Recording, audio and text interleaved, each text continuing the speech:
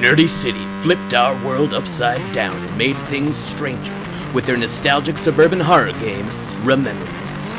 Then, they made our skin crawl with a game based on the videos so gross and disturbing they were termed nasty with their horrifying tabletop, RPG Nasty. Now they send us back to the Saturday morning cartoons and brightly painted plastic toys we remember from our childhood that were more than met the eye. Commandroids, the first installment of the Radical Shadows universe, puts you in the driver's seat of your very own transforming robot. With a Kickstarter launching in the beginning of August, you can live out the battles between the heroic Symbitrons and the dastardly Nemesites in a world transformed. To be part of this Kickstarter and contribute, please search for Commandroids on Kickstarter or visit nerdycity.com for more information. Let's see what the stew has for us today. Welcome to the Gnomecast, Gnome Stew's tabletop gaming advice podcast. Here we talk with the other gnomes about gaming things to avoid becoming part of the stew, so I guess we'd better be good. This episode is brought to you by our awesome Patreon backers like the Bodacious Block Party Podcast Network, the fabulous Fabrice Boulakia, and the magnificent Martin Ralia, the original gnome. Hey Martin, if you want to come back and write for the stew, just, shoot me an email. I'm just as much in charge as John is now. Today, we have myself, Ange, along with Jen and Matt, and we're going to talk about navigating the casual. How do you handle mixing hardcore and casual players at your table? Before we dive into that main topic, though, let's ask our get-to-know a gnome question. Matt, we're going to start with you. At what point did you realize you were in this hobby for life? Oh, gee. Well, I have two answers to this. So the first one is when I was about 12 and my aunt told me that you couldn't possibly ever do this for the rest of your life. And being the obstinate son of a bitch that I am, I said, as a challenge.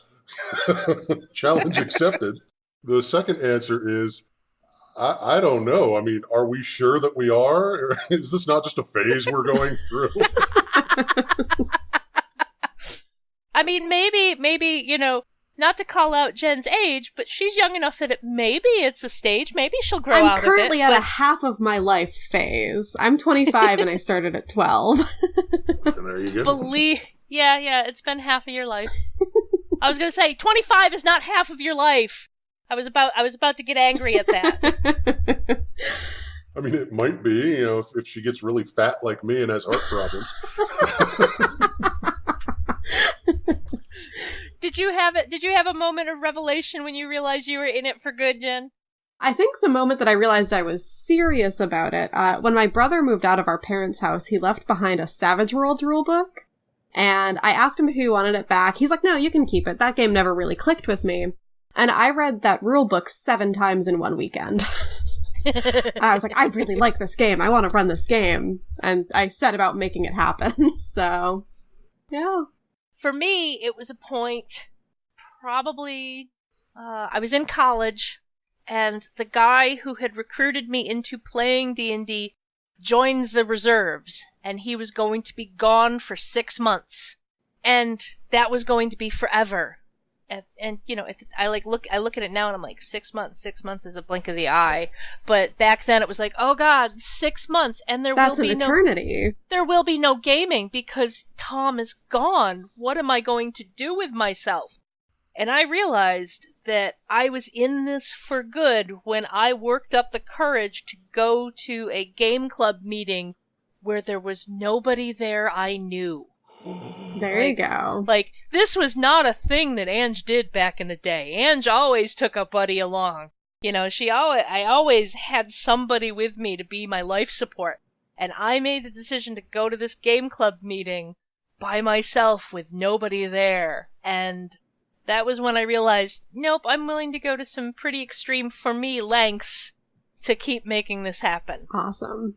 Fun aside, there are maybe 5 or 6 ladies at my office who have decided they want to start a ladies' night D&D group and go out to the local game store.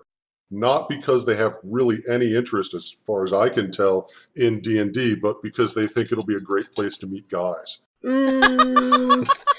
They'll At meet least that's some what they- kind of guys. You know what? My money is on at least half of them are going to get hooked on the hobby. Yeah. Oh, I'm sure. Absolutely. Yeah.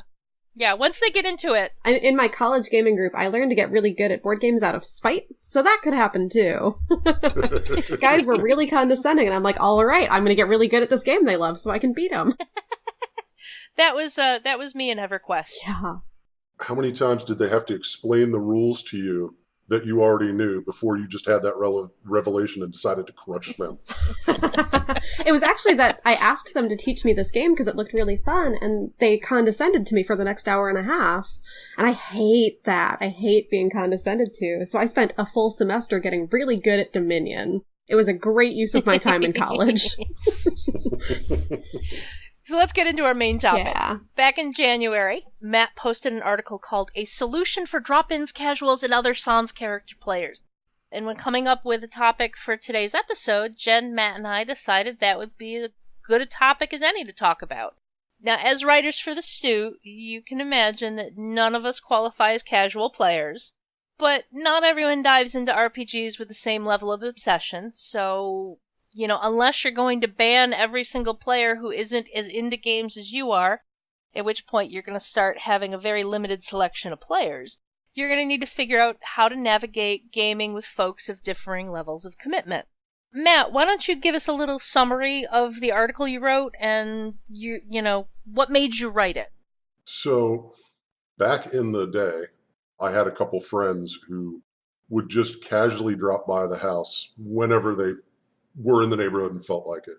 And invariably, this would end up on like Saturday afternoon, which was gaming day. And so half the time they would sit there staring at people, trying to strike up conversations while it wasn't that person's turn to act, which was kind of a pain in the butt.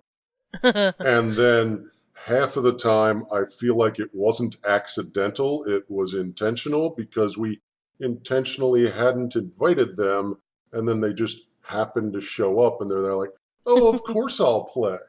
But in either instance, when we tried to get the person to play and they just were, or whether they were dropping in unannounced as a ploy to play, they bogged down the game with, well, give me several hours to make a character, because of course we're playing 3 point something back in that day, and we were never at first level. So there was all kinds of shuffling of rule books and talking about concepts and so on and so forth. And I was remembering that and thinking, what would have been really helpful is if we just had a handful of characters to just hand to this guy when he showed up and said, here you go. This is our selection that you may choose from this afternoon.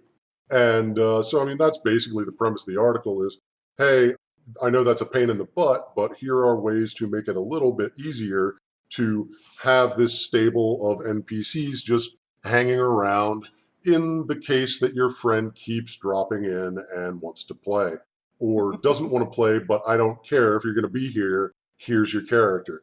I haven't had that experience, but I have had experiences with players who are just not as into it as other players. Yeah. And had to deal with their level of it. What's your experiences with this, Jen? So I had a D&D campaign that was years long in the making, and I actually had it die because a player joined who was so disengaged that she made it unfun for everybody else. Aww. So that was a rough one. I learned a lot from that one. And if I had had more of a spine as a GM, I probably would have asked her to leave. You never want to do that, but when you have someone who, at every attempt to interact with them or to get them to engage in any way whatsoever besides, I hit it with my axe, literally, and they just never do. I mean, there's only so much you can do. But what I did in that case was I kept trying to throw her combats because that was the only thing she cared about. So it became a very combat-heavy game, which no one else really cared about. Yeah, we had a... and I think one of the things to keep in mind is, if you are the GM, if you are the group organizer, you have to kind of figure out where your boundary is. Is it this player is dragging things down enough that we don't want to play with them anymore? Mhm.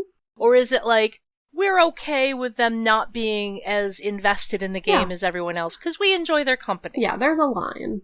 And you gotta find that line. Yeah, we had a woman back a decade ago who would game with us, who was in the middle of her residency, Mhm. and was therefore constantly exhausted. Sure, yeah.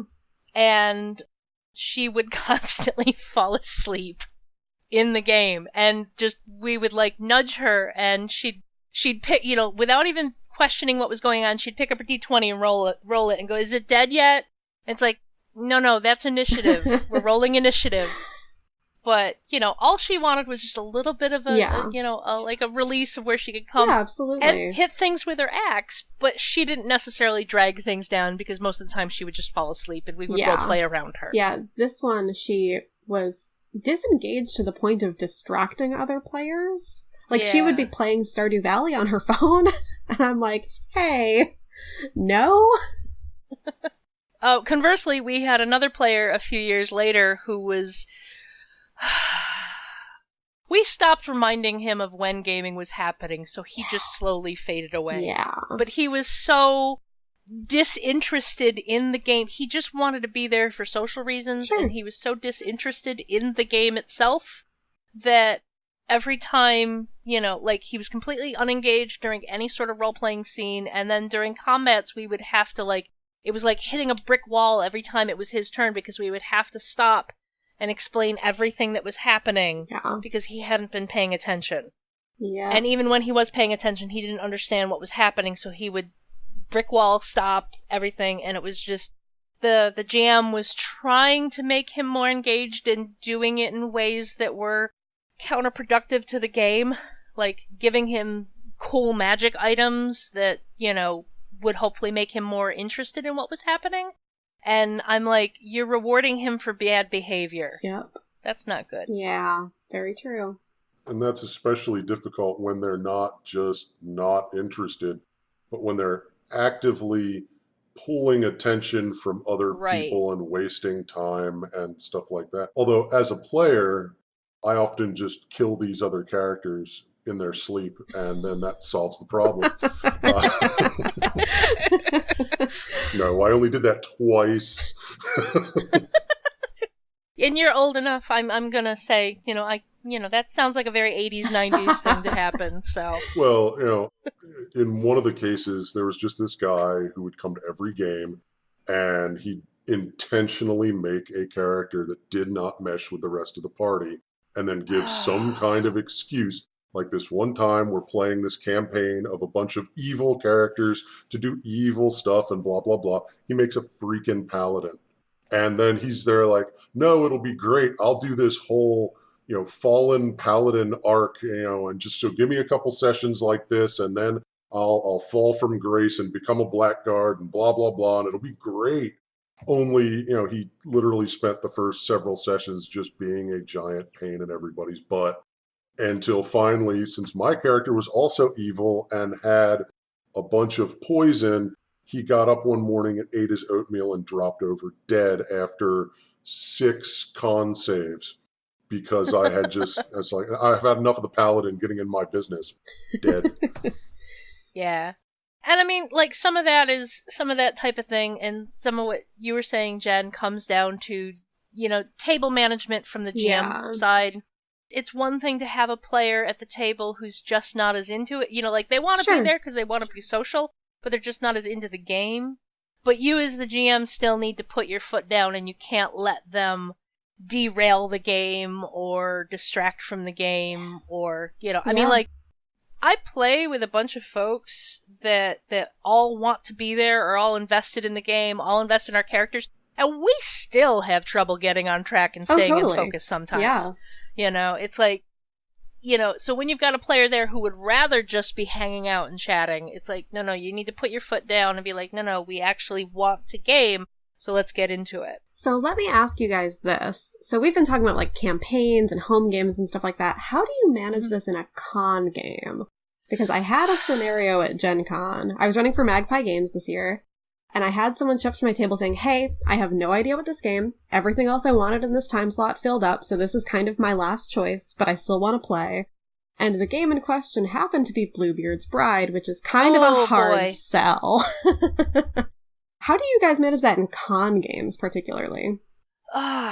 It's so, for me, usually there are enough other players at the table to keep the game moving, and you can kind of GM around the person who's not quite into it.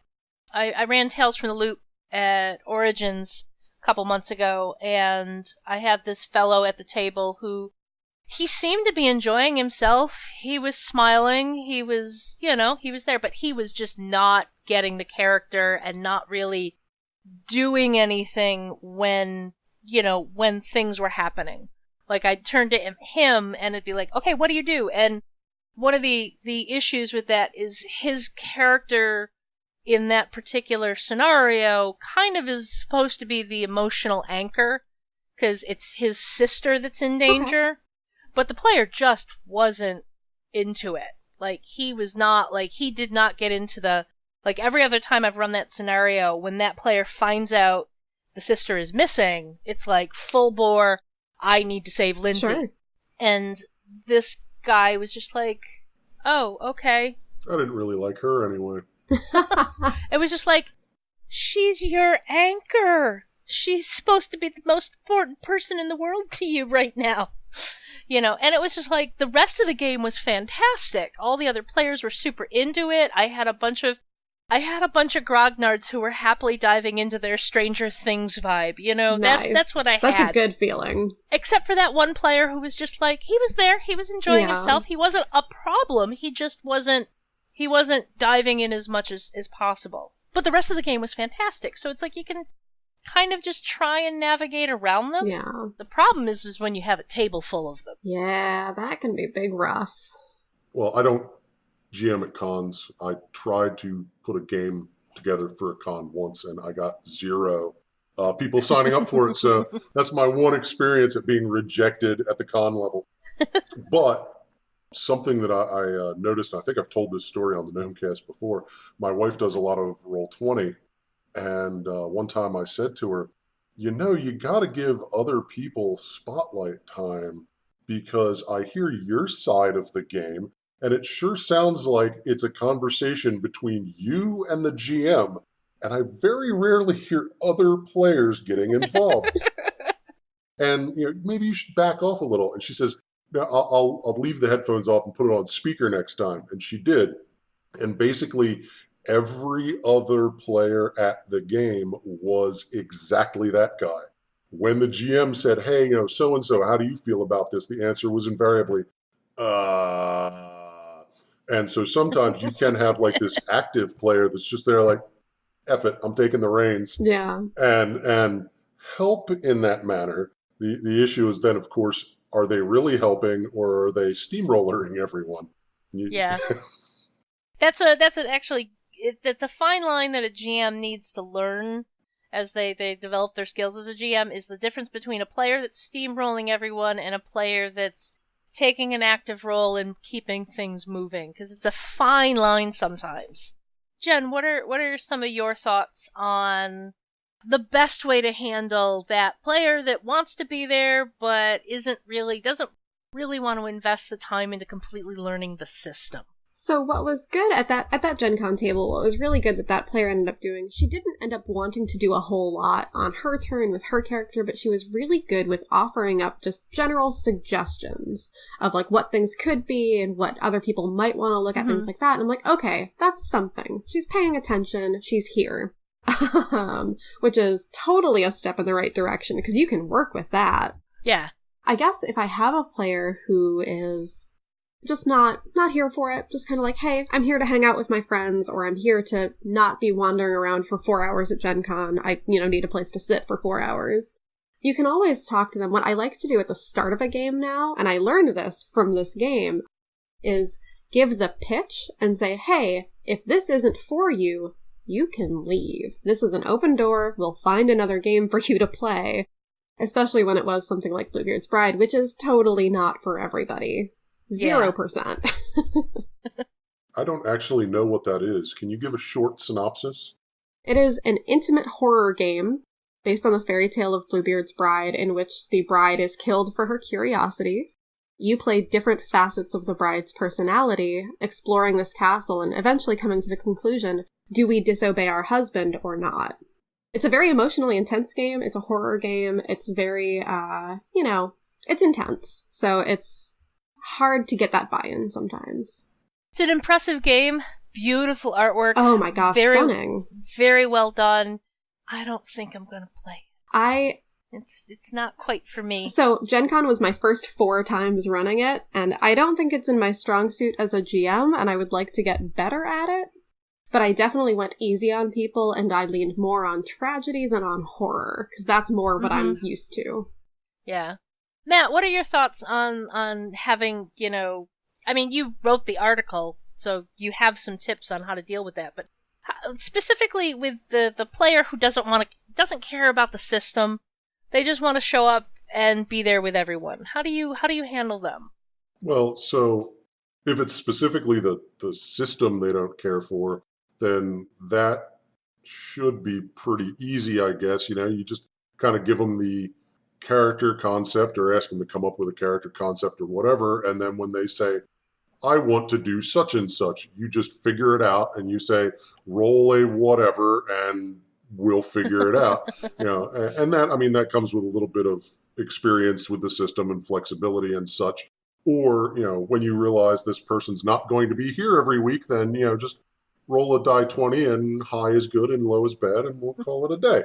So so you can go that way, or if you want to upend everything because this player is going to be in your game every week for the next 5 months and you don't even want to start it without them understanding the system, maybe pick a simpler system, something that doesn't require them to memorize a 300-page rule book, or push them towards a simpler character rather than one that's incredibly complicated. That was actually something I did after that D&D campaign ended and I was ready to start something new. I actually gave my players a ranked choice poll on what game they wanted to play. I made a PowerPoint presentation for them about what the 5 different options were, what the pros and cons would be, what people might like or dislike about them, and then I gave them a poll on Google Forms.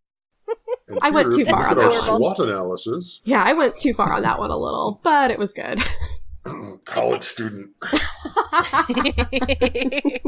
One thing I would suggest is if you've got a player who really has no interest in learning the system, pair them up with another player.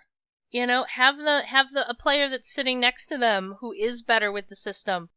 Help them when, rather than putting the weight on the GM to have to help the person every time it becomes their turn in a combat thing, have the player next to them help them figure out what to do next and what they need to roll. It's the buddy system. Yeah, it's a buddy system.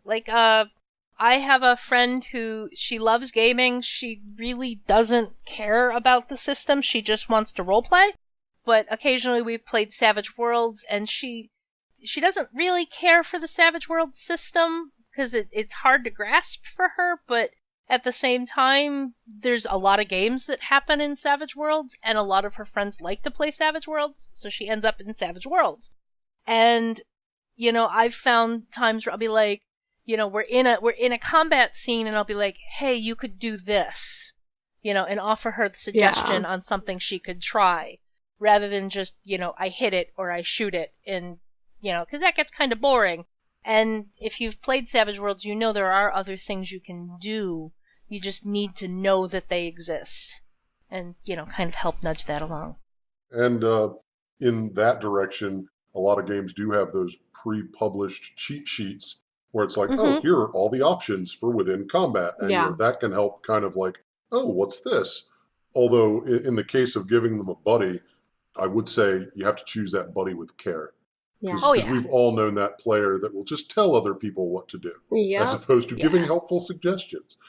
Yep. Yeah, I always like to, if I'm in that role, I like to make sure I'm giving at least 2, if not 3 options to do, because then I feel like I'm not just telling them what to do. Right. Yeah, no, my friend Chris has a story of, he played Shadowrun at Gen Con, and the GM was fantastic. The GM totally just wanted to let him dive into the story, tell him what to roll, and move on. But they had a player at the table who was, he was a past-the-bar level rules lawyer. And, he kept trying to tell everyone what to do on their turn and all this, and the GM would just be let him rant about what everyone needed to do, and then turn to the player and be like, okay, what do you want to do? Chris would describe some, non-mechanical thing to do, and the GM okay, roll these dice. Mm-hmm. And it would just you could see the rules lawyer just starting to turn red in the face because it wasn't, this wasn't what you were supposed to be doing. There is a certain side of me that when people do non-optimal things, it hurts me physically. But I do tend to try to quash that down because, play your own damn character. Yep. I did once have a player in an Adventurers League campaign. Only showed up for 2 sessions, thank God. He got actively angry at another player for how non-optimized their character build was, and it's yeah, but we're having fun, so you can stop. Yeah.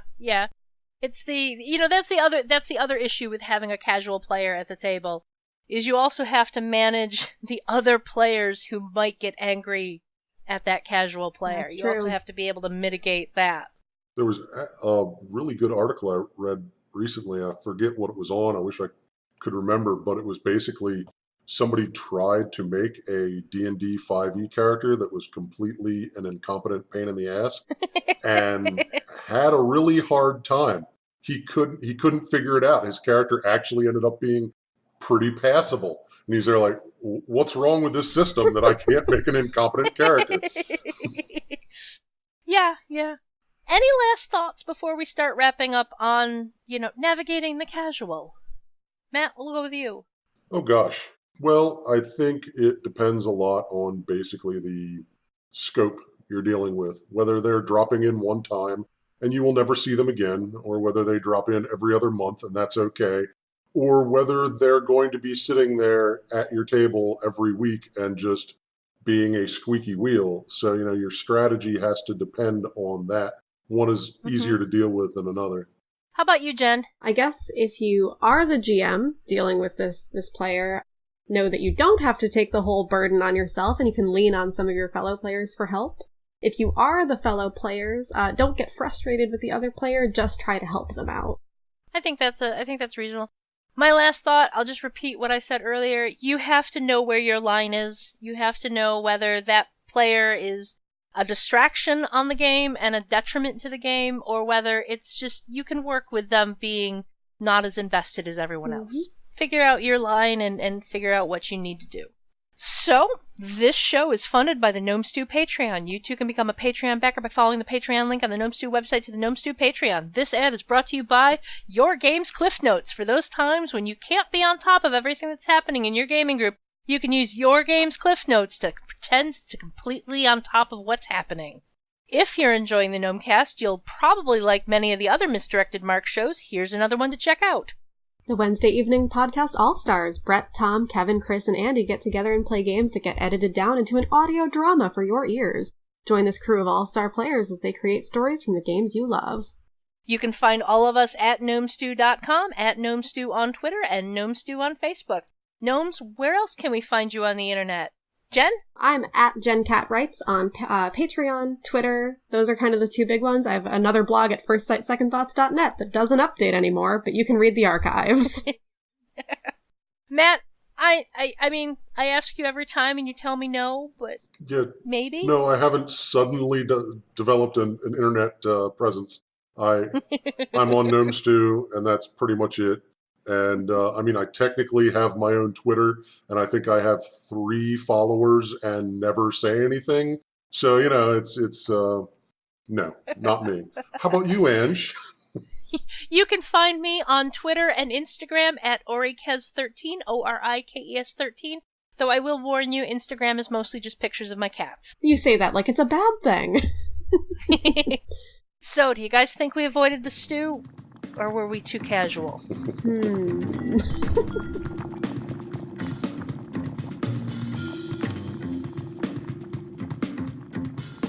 Gnomecast is hosted by Misdirected Mark Productions, the media arm of Encoded Designs.